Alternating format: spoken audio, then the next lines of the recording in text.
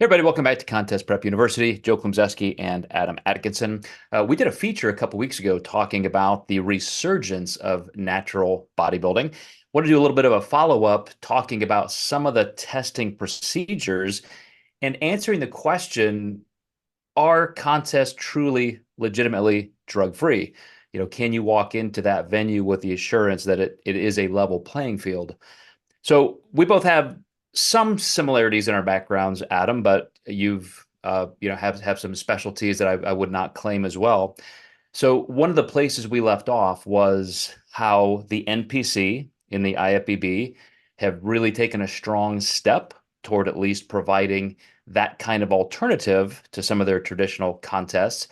And that's a place where there may be some differences domestically and internationally. I have some clients overseas that have some concerns. They said they went to a supposedly drug tested show and they made the claims it was far from that. So I wanted to look into that a little bit more, and then we'll go over some of the differences in testing and requirements for testing through the different organizations. But what are you seeing with the NPC and IFBB? What are their specific requirements, and how are they following through with testing at their contests? Yeah, so right now the NPC actually is polygraphing athletes, and then they have a 3-year time frame that they need to be clear of like any anabolic agent. So some of the other stuff is a little bit less, but there's like a 12 bullet pointed list on all the different substances, how long they need to be out of your system. And I think some of this just goes back to personal experience. And I think when athletes do have a bad experience from a show, I would like to hear more about that and, find promoters who maybe aren't keeping up with the standard. But then there's another side of me that says, depending on how far the person is willing to take it, did that even happen? And that's where bodybuilding's tough because someone doesn't get the placement they want. The testing was all screwed up. Like it's another thing that people can kind of turn on the industry to make up for their not winning placement. You know what I mean? Yeah, and that is one thing that I looked up as well in my experience with the WNBF and INBF. And among all of the drug-free organizations, the natural organizations, that is where I held a spot for 20 plus years. I was a science editor for their publications, wrote for their magazines for almost 15 years. I competed and earned pro status there. That's where I began my career, essentially, even as a coach. And I believe to this day, they're still the strictest. They have a 10-year ban. So whereas you just said the NPC IFBB drug-free shows has a 3-year ban for anabolics, the INBF WNBF stands by a 10-year ban using strictly WADA requirements, World Anti-Doping Agency. So I noticed on the NPC list, there is some nuance, even between what would be considered illegal stimulants, things like diuretics, even recreational intoxication type drugs, whereas the WNBF, INBF would be, much, much stricter. So I kind of like that. I mean, there are some things that just don't make a lot of sense to, ban somebody from. You did some cannabis that week to relax or get a good night's sleep, and does that ban you? Tough to say that that's a performance enhancing drug. But I don't know. Somebody could make that argument, right? If it does help you sleep, then that is increasing your potential performance when somebody else is not doing that. So, like you said, a lot of gray areas, even on the testing methods. Yeah, to my understanding, let's see, what did that fall under? That fell under the like narcotics and intoxicating supplements or substances. So Mhm. that's made more so for the reason of the polygraph and not being able to swing the results. So they do want you, I believe, 12 hours clean of any of that before you, or it might even be 12 hours on that before the polygraph. So, if you're and I think that's where they had to draw the line because now we've seen a lot more legality of cannabis across the world. So, it would be hard to ban it when it's legal in certain states and not in others. Right. Even going into where WADA comes from and why that's part of the IOC International Athletic Competition. If somebody like the WNBF is just going to say this is where we have to draw the line. We don't specifically have the infrastructure to create our own entire testing system because that's where you do give yourself some legal exposure as an organization. You're just arbitrarily picking what and when. So they, I think, have a good position where they just don't have to create those seams or gaps of reliability. They just say, look, we just go by WADA. It's an international standard. It's the highest level athletic competition, regulatory agency. And so if it's good enough for them, it's good enough for us. So again, I like that, but I also like some of the flexibility of the NPC, where they're applying it. What I will say is let's hone in on that polygraph test for a minute because overseas at a couple contests for the NPC slash IFBB, my clients were told they would be polygraph tested, and then the promoter said, "Yeah, we don't do that. That's just kind of a scare tactic. We're not going to test anybody." And then they did not even urinalysis test the winners. They just said, we just kind of hold it in our purview. If somebody looks like they might have cheated, they have those signs of anabolic use, then we reserve the right to test them. But, everybody looks good here, so we're not going to do it. So they claimed it to be a drug-free show, and then it just had zero testing. So that's, of course, the bottom rung. That's the bottom of the barrel for what I think a competitor who wants to compete on a level playing field, wants to encounter. It's just that should not be there.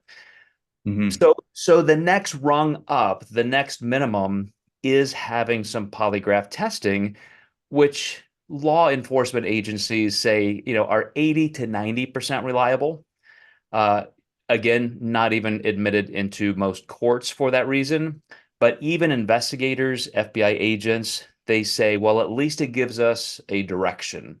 If somebody fails a polygraph test and we retest, maybe even get a different investigator, different equipment, and retest, if they keep failing, we got a problem. May not be admissible in court, but there's a problem. And I like that, at least to my knowledge of the WNBF and INBF, they do the same thing. If you pop a test, it's like, great, we'll just, at our cost, we'll do it again. Maybe something happened, you just get to retest. And this is where it comes down to basically the terms and agreements that you sign with an organization. If they say failing a polygraph test eliminates you and you've had the chance to take it again and you still fail, I'm sorry, for the sake of the other thousands and thousands and thousands of people who are going to compete in our organization this year, maybe there's a mistake being made. Maybe you're just an extremely poor examinee, nervous, etc. But even the people who do the polygraphs, who implement those as testing procedures, they will tell you, we know the difference. We can ask certain questions, we can ask them in certain ways. We're getting baseline. So even though there is an 80 to 90% rate of success, most of the people who could complain that it wasn't accurate, it's not that they didn't pass it, it's that they popped it. And so you get to redo that. So again, I think that's quite fair, but it does leave yourself open to some disgruntled people. Have you ran into that where people were totally, totally clean and they just couldn't pass a test? On the polygraph, no. I did have though a supplement exposure with three athletes a few years ago at an INBF show, and I know these clients were natural. The one client was a bantamweight. I mean, he wasn't huge by any means. They were all taking, I think, three of the same exact supplements that were what I thought were very reputable companies, but there was obviously some kind of contamination issue because all three of these athletes tested for the same exact pro hormone that hadn't even been on the market in a very long time. And from that point forward, I've always used GMP approved labs. And this is something that natural competitors, I've done this for 20 years, and that's the only time I've had that happen. But it's definitely a really horrifying situation for, my athletes to be in. It was sticky for the federation because, they believed us, but they also said, the data is a failure on the tests and we've got to go from that. And, we obviously respected that, but it wasn't an ideal thing. That supplement got them, I think, a 7-year ban, if I remember correctly. Yeah, I mean, same thing happened. I've mentioned this before, talking about this topic. One of the WMF world champions also, passed the polygraph just fine. He's a multiple world champion, so he's been through this process dozens of times, and yet his urinalysis did tag him for a compound like a prohormone.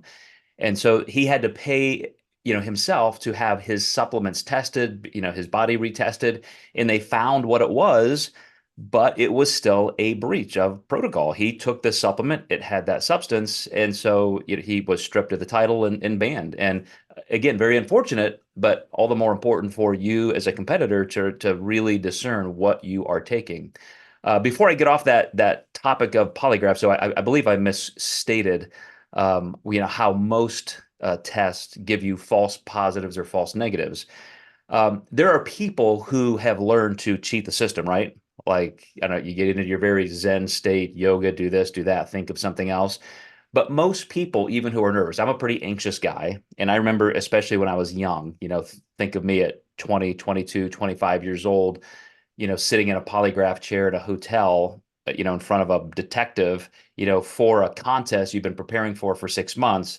And I'm just dreading this. Like, what if I say the wrong thing? What if I gulp? What if my heart rate spikes a little bit? What if I twitch? And you just think like, there's no way I'm going to pass this. And yet I've always passed them. And I promoted shows for also, off and on 10 to 15 years. And I've talked to polygraphers and I've looked over their shoulder at what they're looking at. And again, I have to say it's pretty rock solid, to be honest. I just feel like for example, the person I just mentioned who won the world title and got it stripped, he passed it because he didn't knowingly take anything wrong. Yet then with the urinalysis, it showed that element was in his body. So that's some good confirmation there. But let's get back to the urinalysis. Now, how effective can those be? You have, let's say volunteer, amateur type people supervising, collecting. You get these sealed kits from a lab, and an expediter is helping them backstage. And um, I mean, is there a chance somebody's porting in somebody else's urine? How do you see that work on the NPC IFBB side and compared to other organizations? Yeah, so I've been to a long run of natural shows because Dave Lieberman was kind of the pioneer of NPC natural bodybuilding, and I always felt like they had that room very, very secure. And I think that's the most important piece is, having someone watch and then collect the urinalysis, and then also making sure that no one else goes past that point. And you learn quickly as a coach, when your client wins a class, you want to celebrate, but you've got to let them go back there and get that urinalysis right away, and I think the closer you have that urinalysis station from the backstage area, the better, just so you can directly funnel people right back there and get the tests and turn it in. So there will always be people who probably find a way to cheat, but I do think for right now, the line has to be drawn in the sand. And as we allow this sport to grow and get bigger, I think that we could invest a little bit more money in off-season testing with maybe even certain competitors and, really make this something big, which I'm really excited about. Yeah, that's something I was going to mention as well. The WMDF page on their website for their testing procedures is incredibly well organized. It does lay out the WADA methodology and uh, individual compounds very, very well. And they even address things like prescription medications. So anybody who, you may be on something like a thyroid replacement or something, well, I don't know, will that disqualify me? Check the individual organizations to see. It used to be that people would kind of beg the promoter, well, I have to take this. Here's a note from my doctor. It's a prescription. Well, we know a lot of people could go get a prescription from their doctor, and it's not exactly necessary. But I again have to assert that how many people really, really want a natural bodybuilding trophy that badly, where they're going to go to that degree? I consider, as you, that some of these not just threats, but actual procedures of having random off-season testing to be very important. When I was promoting for the WNBF, that was part of our cadence through the year. I recall at least once in my competitive career that I was called up, to take a test. And so, it was mailed to me. It had to be proctored. I had to go to a lab and do that whole procedure, even more strictly than you would perhaps at a contest. Now you're literally in a room with a nurse. Um, so, certainly, I think there should be some transparency there. Here is the number. This is how many people we test every year randomly, et cetera. Here's how many we test at each contest. I know, for example, the WNBF, INBF will test all of the class winners, sometimes maybe just three deep. So if somebody does fail the, first place winner slot, then you have to know that that second place winner was tested. And so since 1989, according to the website, they have conducted more than 17,000 urinalysis tests. So I think their track record speaks for itself. But I'm hoping that other organizations like the NPC, IBB step up, and for the drug-free arm of their organization they're trying to build, they at least do that. They get serious. And as my clients overseas claimed, it's not just a scare tactic with no teeth. Right. Yeah, absolutely. And I would encourage your client who had the bad experience just to kind of let people know that that was a bad experience and people can follow up on that stuff. And there was a time where the polygraph wasn't implemented. It was until June of this year for the NPC. So if they did do an earlier show, that very well could be a possibility that they didn't polygraph. But from this point forward, every show is supposed to polygraph for the NPC for the natural shows. Mhm. So let's talk about competitors in both worlds who may want to experience the other. I have a handful of scenarios in mind. One being the person who had used something and then they've decided, man, it's been a couple years. I'm clean. I have no effects from this. It's just a pain in the ass to be banned for 7 years or 10 years or even three. And so I know in my heart I'm clean. I know I have no effects. I'm just going to walk into this test and show anyway and just roll the dice, just see if I get, tested, etc. Um, Again, I mean, level playing field, that sort of thing. I think you should probably find an organization that may have the lesser amplitude for time. But then there are people who legitimately just want to cheat the system. Like they will take something, they'll cycle down for 6 or 8 weeks. They'll try to find a way to max the polygraph. They know something's out of their system. They understand the half-life of different compounds and agents, and so they've crossed their T's, dotted their I's, and they still just want to go in there and cheat the system. Have you ever encountered people like that? How many times per show per your whole career? I've not experienced that. However, I'm curious if, the athlete probably isn't going to tell the coach at that point, right? Either. So, I think that does come for the coaches to stand together. And, if I had an ex-athlete who was doing stuff with me, I see him on a natural stage, I'm going to reach out to that athlete and say, I'm pretty disappointed you did this, and I think that's where, maybe coaches form some kind of alliance, or maybe this is where Goob could do some goodwill here. Because Goob's one of the reasons I'm bringing a wellness competitor to the Olympia this year. Because had that girl not gotten exposed, she would have won her Olympia qualification. And my client who lost it to Sunny Andrews the year before wouldn't have gotten to go. And this is a great experience for us, for her to truly be natural and go to the Olympia.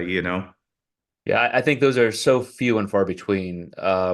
I certainly have never had a client do that. As you said, they wouldn't, divulge something, but I don't think, anybody would even try with me if they're going into a legitimate drug-free organization. But you do see it, maybe once a year, you hear a story of somebody who really was just, jacked to the gills. They've clearly been using, and they just thought it would be fun, like just thought they could get an easy win that way. But again, I think there are enough safeguards in place with serious organizations to just kind of discount that as sure somebody will try once in a while, doesn't ruin the whole sport. 99 out of 100 times they're going to get caught. But for the people who are drug free and they just don't really differentiate between tested and untested shows, maybe it's because of the time or location of the contest, maybe because they think they're good enough. Like, I'll go show these people I don't need PEDs and I can still win. Uh, um, how many times do you put totally natural athletes in untested shows, and what are their experiences typically? Yeah, very often, and still to this day, and we've gotten pro cards. I've had people win not only the pro card but the overall in their class as well. And genetics will always stand the test of time in this sport. And I actually saw a really good Reddit. I can't even believe I'm saying that out loud, but my client had posted on, I guess maybe you'd call it a subreddit, but she joins my Zoom calls every day. She texted me this morning, and the question was, will we see a decline in the criteria for the NPC with the natural stuff? And also, will we see a lack of participation in the OCP? And I said, I think the NPC has a lot of power with this.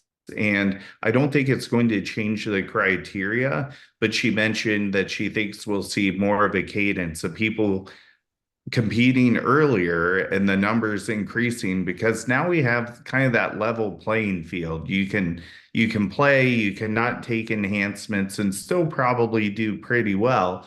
Then you can compete at like nationals or an untested show, and then maybe hopefully a pro card. So I think this is a great business decision, and everyone's kind of hateful on it being a business decision.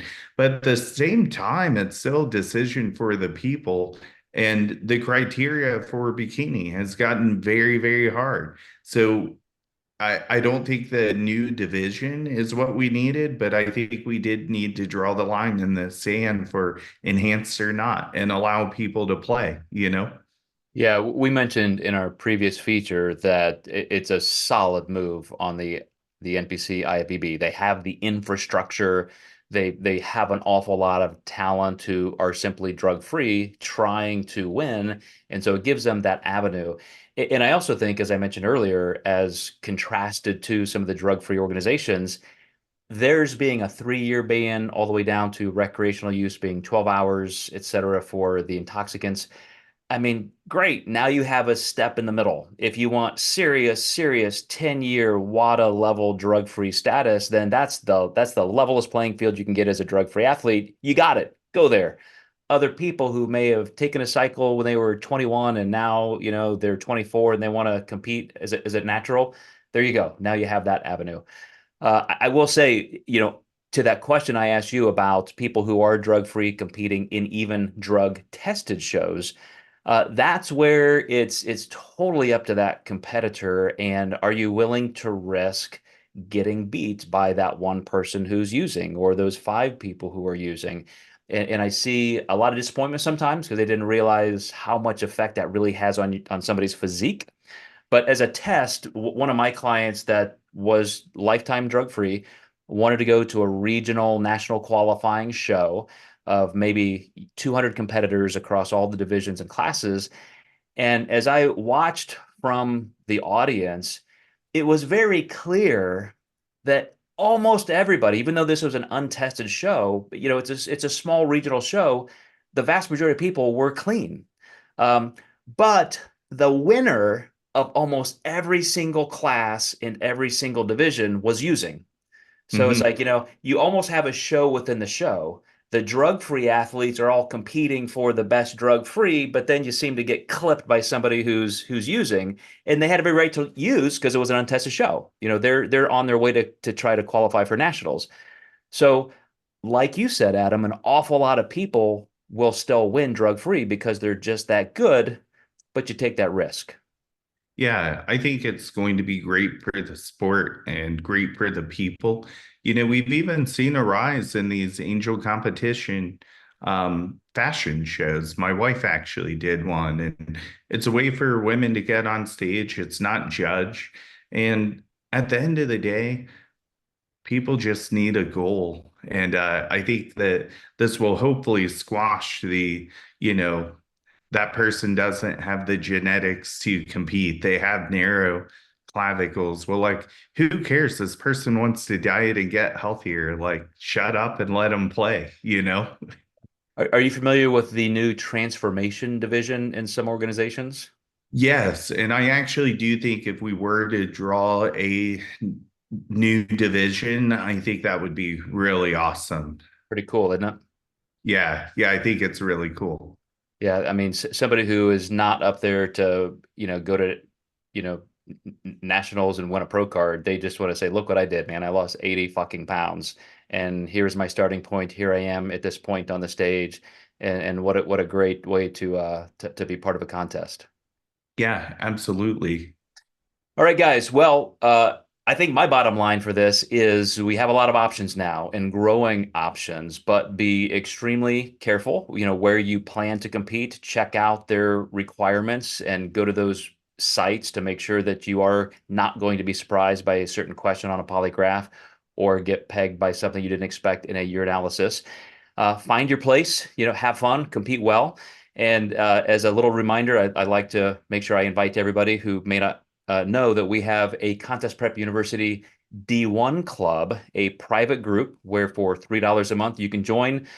We have conversations that we facilitate all week long. We have monthly meetings, where you can get some interaction with a Zoom type chat. And the most fun thing about this is we have an active group that is constantly even posting their progress photos and serious questions. And again, for $3 a month, they're getting help from Austin, Adam, myself, even our medical director, Dr. Jennifer Souders, in there. So a lot of fun. Some people have coaches, some people are coaches. You don't have to be clients of ours, but you can be in that group for that second set of eyes, a little extra education, and it's a great group just to be a part of, a community kind of like the old message boards before social media. So thank you, Adam, for this. Your expertise always very welcomed, certainly exceeds mine in areas like this. And we'll see you guys next time in Contest Prep University.